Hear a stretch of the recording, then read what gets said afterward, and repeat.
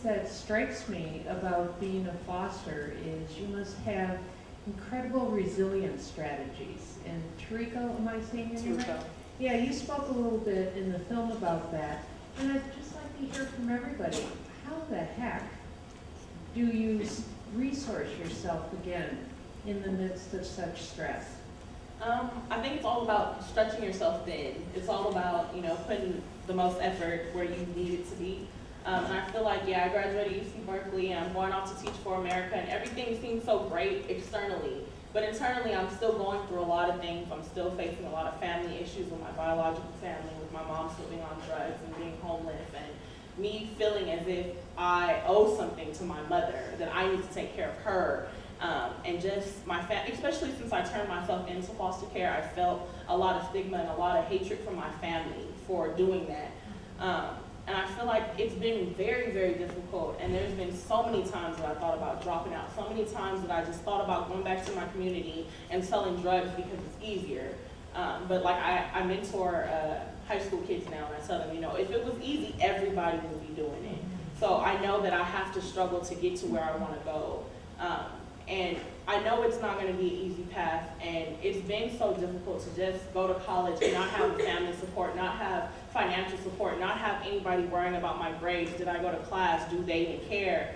It's really difficult, but I came across a lot of good people who do care for foster youth, like Shani, who is a foster youth herself, but who has followed me and sort of guided me in the right directions, and just remembering that if I don't do it, who will, So I want to make sure that I can be a positive reinforcement or a living example to the students who I teach in Mississippi, to tell them that they can make it as well. So that's my goal in life, and so that's what's keeping me going. I live in other people's problems, so I love working with other people's problems so I can forget about my own. Everybody hear ya.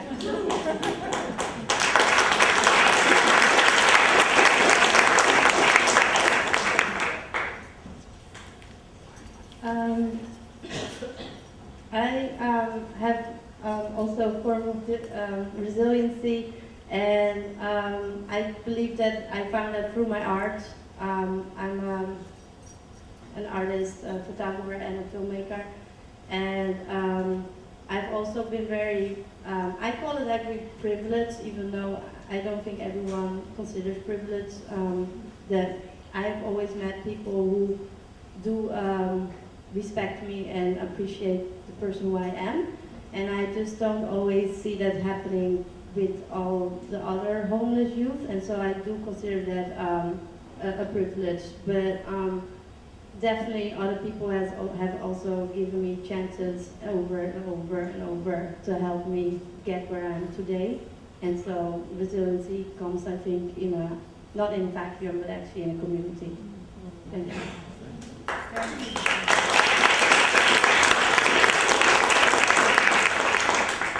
I guess for me, I would say trial and error. Hyperactive queer youth. At 6, I knew that I was queer, and had a transition at 11 into an extremely alcoholic situation, and really spent a lot of my life in self-abuse mode. I'm just in awe of what's happening here with our youth, and so happy for them. My struggle was a lot harder, and I guess I can say there was resiliency and lots of what I'm calling now angels along the way to take my hand and bring me to where I am today. Probably happier than I've ever been in my life and wholer than I've ever been in my life. But yeah, it's something and for me, I don't know anything. I have no access to birth family. And so it's sometimes it can be triggering not knowing who you look like and what all of your heritage is. So you look at youth, you hang out with people who are very active and people who are very creative. And that whole thing about taking care of others, I've learned to sort of do that in a more healthy way, and which is why I love coaching. So, thanks.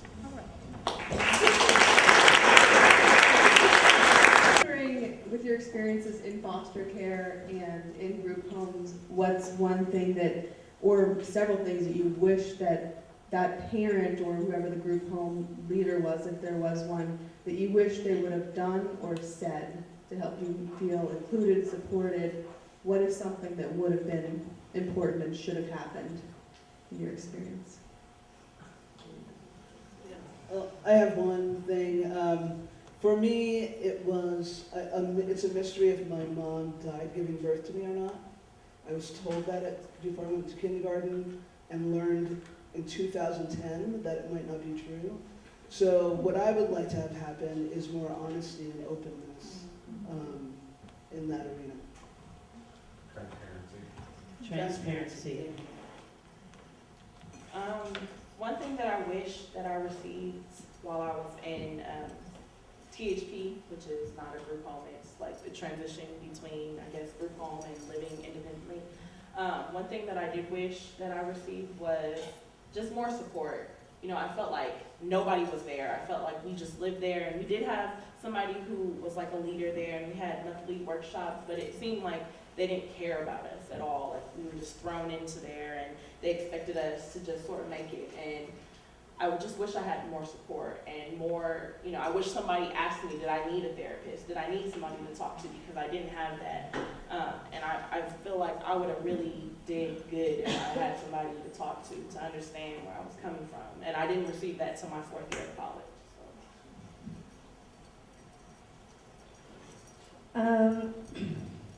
I think one thing that I would like to hear and is actually to hear the words, you are an okay person, no matter how you are. As long as you're not harming individuals on purpose, please know you're welcome here. Is there anything you need that we can help you become that awesome, awesome adult? Just those words, and I hope that parents sometimes say that to their kids, are words that always hit home and feel. For queer prom, we have a queer prom here at the center. It's June 1st and it's free. So encourage them to come then. Also, I had a question. So I'm curious as to when people start, or I guess it would be your social worker, when they would start asking you about your sexuality or sexual orientation, if they even ask that. And question number 2 is, if you become a foster parent, is it okay to say, I want to foster or an LGBT youth? For the first part of the question, I don't know the answer to the second part, but for the first part, when I first moved into THP housing, we had sat down and she was telling me that the boys' home was right around the corner. Don't you go to that boys' house around the corner, all right? And I'm like, well, you don't have to worry about that. I'm a lesbian, right? And they're just all like, you know? And we get to the house, and I mean, no doors can be closed, no girls can be in your room. I mean, like, it was crazy. I couldn't even have like a 2-second conversation without the staff coming, what are you guys doing? Talking? Like, I'm not attracted to everybody, you know? And I feel like, you know, they didn't ask me. It was sort of, they just had this general assumption that, you know, here I am, probably gonna wanna go have sex with one of the boys around the corner. Let me lay that rule down now.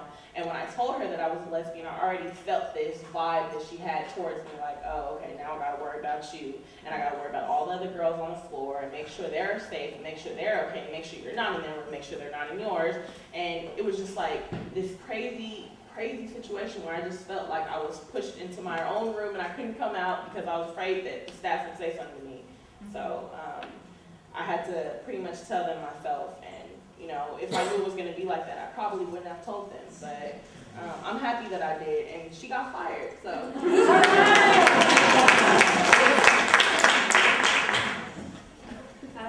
Yeah, I think in general, in the foster care, that sexuality hasn't really played a high priority. That there's always other concrete crises to attend to. That part of the reason why I got into this work is really be able to allow young people to speak freely about their sexuality, so they practice safe sex.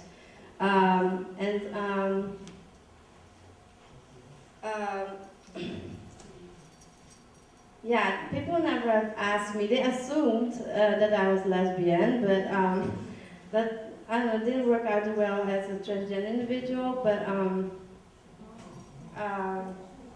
I think there's a lot of work still to be done, and especially because sexuality is such an important part of our identity. And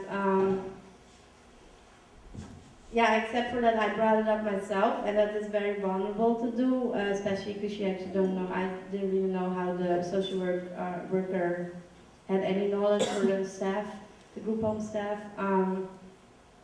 Yeah, so there's a long way to go on that. And to my understanding, the second part of your question, or your second question, just like foster parents can request like foster youth with special needs or other specifics, I do believe you can like make that clear that you have a certain like expertise or quality that you would like to share, and I do believe it's welcome.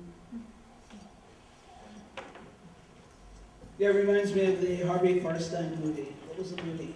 Where they adopted a gay foster. Yeah, Torch Song Trilogy. Torch Song Trilogy, yeah, if you haven't seen it, definitely see it. And so, yes, I agree. I don't really have a lot to add except, what was the first part of this question? I forgot the first part. How are you gonna volunteer? You know, what's really interesting is that when we're in our bubble, we think that people think about it. And most people, it doesn't even cross their minds. That's the truth, is that they're not going to ask you because it's not even part of their reality. And once it does become part of their reality, it can become, a hazard for the child. So that's why it's important for us to talk about it in our communities, in our families, talk about foster, talk about queer as much as we can, so that we can help. Like it's still, being, there's a lot of glimmer around being queer, for lack of a better term, but most of the country is still a little bit behind in general everyday conversation, And we haven't talked at all about what it's like to be transgender. And that also brought up for me the idea, Mark Leno said 70%, what was it, 50%, 70%? In prison? Right. Yeah. So, and that's a huge deal.